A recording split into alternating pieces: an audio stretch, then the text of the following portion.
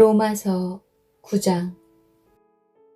나는 그리스도 안에서 진리를 말하고 거짓말을 하지 않습니다. 이것은 성령 안에서 내 양심이 확증하는 사실입니다.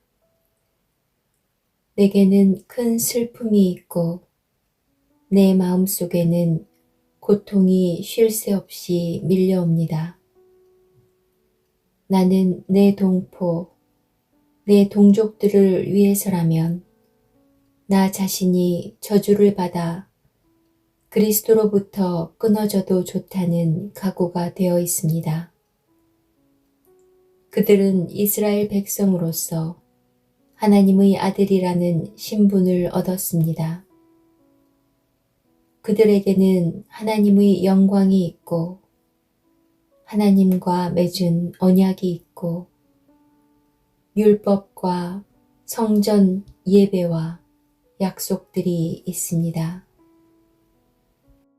족장들이 그들의 조상들이며 그들의 혈통에서 그리스도께서 나셨습니다. 그리스도는 만물 위에 계시는 하나님이시며 영원토록 찬양을 받으실 하나님이십니다. 아멘. 하나님께서 그들에게 하신 약속이 실패로 돌아갔다는 것이 아닙니다. 이스라엘에게서 태어난 사람이라고 해서 다 이스라엘 백성인 것은 아닙니다. 아브라함의 자손이라고 해서 다 아브라함의 자녀인 것은 아닙니다. 하나님께서는 이삭에게서 난 자라야 내 자손이라 부르리라고 말씀하셨습니다. 다시 말해서 자연적인 출생에 의해 태어난 아브라함의 자손이 하나님의 자녀가 되는 것이 아니라 약속의 자녀라야만 아브라함의 자손으로 여김을 받게 된다는 말입니다. 하나님께서 아브라함에게 하신 약속은 이러합니다. 정한 때가 되어 내가 다시 오리니 사라가 아들을 낳을 것이다. 그뿐만이 아닙니다. 리브가가 우리 조상 이삭 한 사람에게서 아이를 임신했을 때에도 그랬습니다. 두 아들이 태어나기도 전에 그리고 그들이 무슨 선이나 악을 행하기도 전에 하나님께서는 선택하시는 목적을 굳게 세우기 위해 리브가에게 다음과 같이 말씀하셨습니다. 형이 동생을 섬길 것이다. 이렇게 말씀하신 것은 하나님의 선택이 사람의 행위가 아니라 불러주시는 분의 뜻에 달렸다는 것을 보여주기 위해서입니다. 이것은 내가 야곱을 사랑하고 에서는 미워했다 라고 기록된 대로입니다. 그렇다면 우리가 무엇이라고 말할 수 있겠습니까? 하나님이 공정하지 못하시다고 말할 수 있겠습니까? 그럴 수 없습니다. 하나님께서 모세에게 내가 자비를 베풀고자 하는 사람에게 자비를 베풀고 불쌍히 여기고자 하는 사람을 불쌍히 여기겠다 라고 말씀하셨습니다. 그러므로 모든 것이 사람의 요구나 노력에 달려있는 것이 아니라 하나님의 자비에 달려있는 것입니다. 이런 이유로 하나님께서는 파라오에게 내가 너를 왕으로 세운 것은 너를 통해 내 능력을 나타내고 내 이름을 온 땅에 두루 전하기 위함이다 라고 말씀하셨던 것입니다.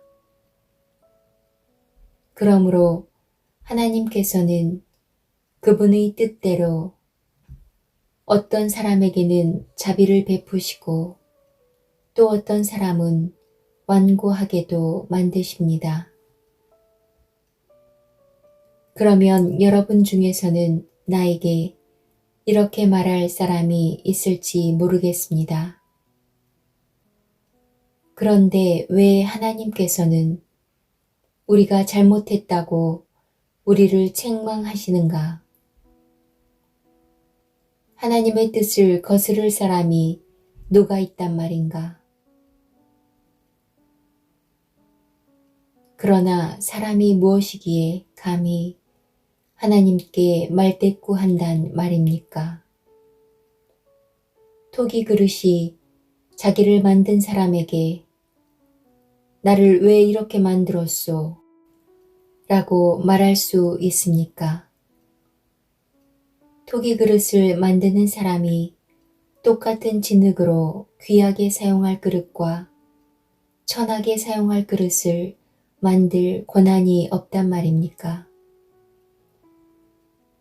하나님께서 진노를 나타내시고 그분의 능력을 사람들에게 알리시기를 원하셨으면서도 멸망받기로 되어 있는 진노의 그릇들을 인내로써 참아주셨다면 어쩌겠습니까? 또한 하나님께서 그렇게 하신 것이 영광에 들어가도록 미리 준비하신 자비의 그릇들에게 그분의 풍성한 영광을 알게 하기 위해서였다면 어쩌겠습니까? 하나님께서 부르신 자비의 그릇이 바로 우리들입니다. 유대인 중에서만 부르신 것이 아니라 이방인들 중에서도 부르셨습니다. 호세아의 글에도 이런 말씀이 있습니다. 내 백성이 아니라고 말했던 사람을 내 백성이라 부르겠고 내가 사랑하지 않았던 사람을 사랑하겠다. 그리고 이런 말씀도 있습니다. 너희는 내 백성이 아니라고 그들에게 말한 그곳에서 그들은 살아계신 하나님의 아들이라고 불리게 될 것이다. 또한 이사야는 이스라엘에 관해 이렇게 외쳤습니다. 이스라엘 자손들의 수가 바닷가의 모래처럼 많을지라도 남은 자만 구원을 얻을 것이다. 주님께서 약속하신 말씀을 이 땅에서 신속하고 철저하게 이루실 것이다.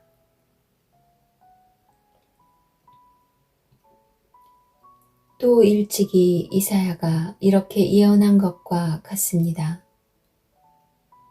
만군의 주님께서 우리에게 후손을 남겨두지 않으셨다면 우리는 소돔처럼 되고 고모라처럼 되었을 것이다. 이러한 사실에 대해 우리가 뭐라고 말하겠습니까? 의를 추구하지 않았던 이방인들이 믿음에서 나오는 의를 얻었습니다. 그러나 이스라엘은 의의 율법을 추구했지만 그것을 얻지 못했습니다. 왜 얻지 못했을까요? 그것은 그들이 믿음에서 나오는 의를 추구한 것이 아니라 그 의가 마치 행위에서 나오는 것으로 생각하고 의를 추구했기 때문입니다. 그래서 그들은 걸림돌에 걸려 넘어지고 말았습니다. 성경에 보아라, 내가 시온의 사람들의 발에 부딪히게 하는 돌과 사람들을 걸려 넘어지게 하는 바위를 놓으리니 그를 믿는 사람은 부끄러움을 당하지 않을 것이다. 라고 기록된 것과 같습니다.